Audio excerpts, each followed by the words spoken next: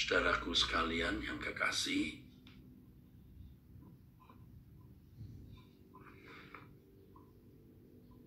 orang yang rendah hati di mata Tuhan adalah orang yang sepenuh-penuhnya mengandalkan Allah.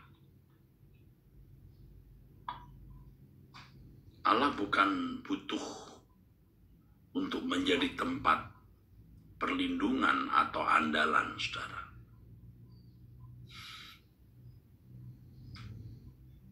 Tetapi Tuhan memang menentang orang congkak dan memberikan anugerah atau kasih karunia kepada orang yang rendah hati. Demikian kitab Yakobus mencatat. Allah menentang orang congkak tetapi memberikan anugerah atau karunia kepada orang yang rendah hati. Ada satu berkat rohani yang saya mau bagikan kepada saudara-saudara sekalian. Ya. Bagaimana kita bisa menjadi rendah hati di hadapan Allah? Sebab ini adalah jalan berkat Tuhan bagi kita, saudaraku. Jalan berkat Tuhan kepada kita. Firman Tuhan mengatakan, Allah menentang orang yang congkak tetapi mengasihani orang yang rendah hati. Yakobus pasal 4 ayat yang ke-6. Bagaimana kita bisa rendah hati? Ada satu yang Tuhan ajarkan kepada saya yang saya mau bagikan kepada saudara. Saudara, kalau orang mau menghadapi bencana alam, bencana maksud saya, apakah itu tsunami misalnya, atau mau menghadapi adanya perang atau huru-hara. Nah, saudara bisa membayangkan atau pernah mengalami sendiri bagaimana orang menjadi cemas, menjadi khawatir. Ya, saudara. Lalu berusaha untuk mencari perlindungan, mencari pertolongan, saudara. Ya. Kalau misalnya ada gempa seperti tsunami di Jepang waktu itu, juga di Indonesia, ya, tapi di Jepang itu juga dahsyat, saudara. Kalau tidak salah tahun 2011, ya. Atau di Aceh, Filipina, ya. Sri Lanka tahun 2004. Ya, saudara. Ya, setelah gempa lalu air laut mengering. Wah, saudara, itu signal tanda akan adanya gempa. Ya, akan adanya tsunami maksud saya setelah gempa. Dan kecepatan air bah itu menurut yang pernah saya baca bisa mencapai 800 km per jam. Ya, dalam puncak atau peak dari tsunami itu. Memang pertama lambat begitu, saudara. Dan orang yang tahu akan ada gempa dan mereka harus lari sebisanya 10-20 km, saudara. Sebab dalam waktu 20 menit setelah air itu mengering, dari apa yang saya baca ya saudara, maka akan ada air bah. Tapi banyak orang tidak tahu, malah pungut ikan-ikan di pinggir laut yang dia pikir itu ikan gratis. Padahal sebentar lagi akan ada air bah yang kecepatannya tinggi, yang jangankan manusia saudara, rumah pun tergeser, mobil pun terhanyutkan. Nah, pada saat orang mau mengalami atau menghadapi bencana, saudara, coba lihat betapa cemasnya. Ya, dan berusaha mencari perlindungan, berusaha mencari pertolongan, saudara. Nah, maukah kita berpikir begini, saudara, bahwa akan ada bencana yang besar, bahwa akan ada bencana yang besar, seakan-akan kita berpikir begitu, seakan-akan akan ada bencana yang besar menimpa hidup kita, dan kita tidak memiliki tempat perlindungan lain kecuali Tuhan. Bayangkan dan pikirkan itu. Ini bukan mengada-ada, saudara, karena bisa terjadi. Bencana itu tidak usah menunggu naik pesawat lalu pesawat jatuh, terpeleset di kamar mandi, kepala terbentur tembok atau ubin juga orang sudah bisa gegar otak, bisa sudah tidak bisa mikir lagi, saudara. Bisa pendarahan di otak, langsung masuk ICU sudah. Tidak usah menunggu naik pesawat jatuh baru ada bencana, atau tidak usah nunggu ada erupsi atau gempa atau tsunami atau ada perang. Mata kecolok saja, dua-duanya tanpa sadar jadi buta seketika juga bisa. Naik kendaraan kita sudah hati-hati, ditabrak juga bisa. Orang mabok, orang mengantuk.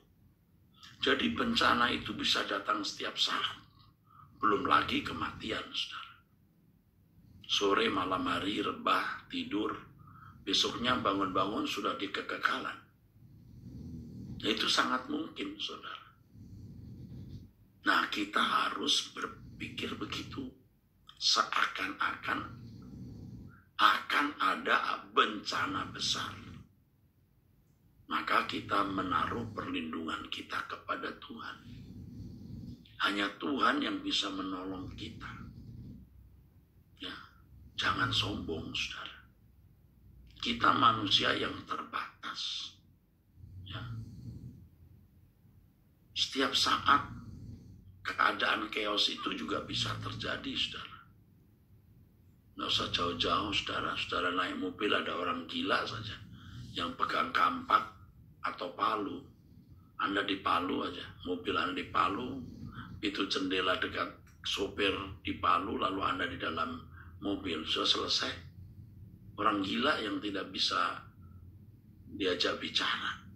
Bencana itu bisa kapan saja datang, saudara. Ya. Saudara di proyek melihat pekerjaan di lapangan dipakut ular.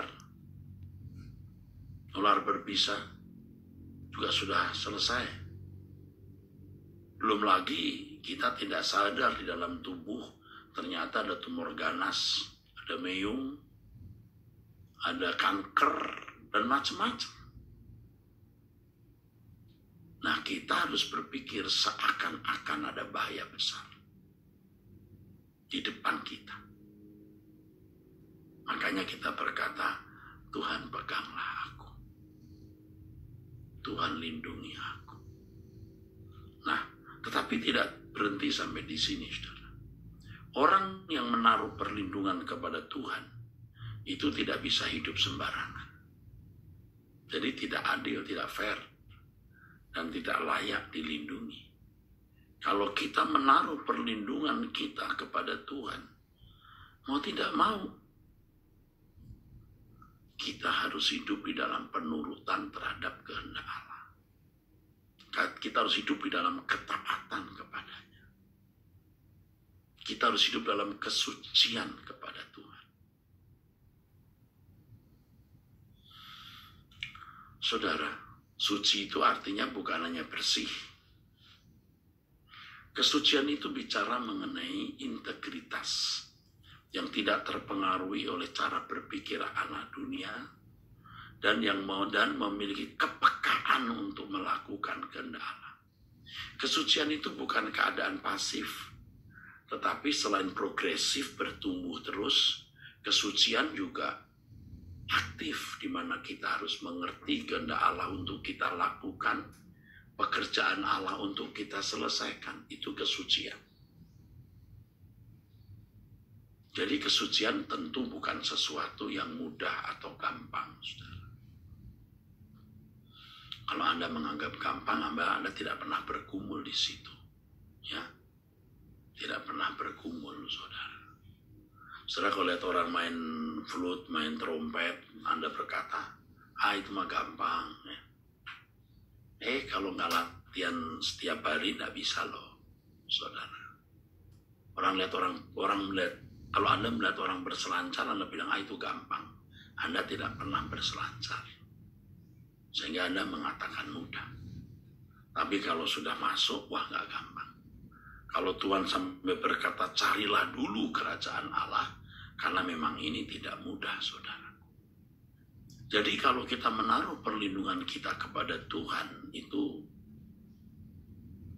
kita harus hidup dalam penurutan, tidak bisa tidak. Ya, ayo kita melangkah demikian. Ya, aku tak dapat jalan sendiri, Tuhan, lindungilah aku. Ya. Aku tidak dapat jalan sendiri, pegang tanganku. Ya, seperti lagu yang tadi kita nyanyikan, saudara. Sembunyikan aku, Tuhan. Sembunyikan aku terus. Sembunyikanku dalam hadirat-Mu, dan ku tetap tinggal di hadirat-Mu. Mari katakan bersama, Engkau perlindungan. Engkau perlindungan, gunung batu pertolonganku. Ku taruh segenap hidupku dalam naungan-Mu. Kau satu-satunya, Kau satu-satunya tempat persembunyian hidupku. Ku padamu segenap hidupku, ya Allahku. Engkau perlindungan Bapa di surga. Engkau perlindungan, gunung batu pertolonganku. Bapa di surga, ku taruh segenap hidupku dalam naungan-Mu yang mulia. Dalam naungan-Mu, Kau satu-satunya. Kau satu-satunya tempat persembunyian, tempat persembunyian hidupku. Padamu saja, hanya padamu ku berharap, ya Allah, ya Allahku. Mari kita angkat tangan, saudaraku. Bapa, kami mau belajar seperti yang telah dinasihatkan kepada kami. Seakan-akan akan ada bencana besar di depan kami. Kami menyerahkan hidup kami dalam tangan dan semua orang yang kami kasihi. Biar kami tetap di hadirat-Mu, Bapa. Lindungi kami. Terima kasih. Dalam nama Tuhan Yesus Kristus kami bersyukur, kami berdoa.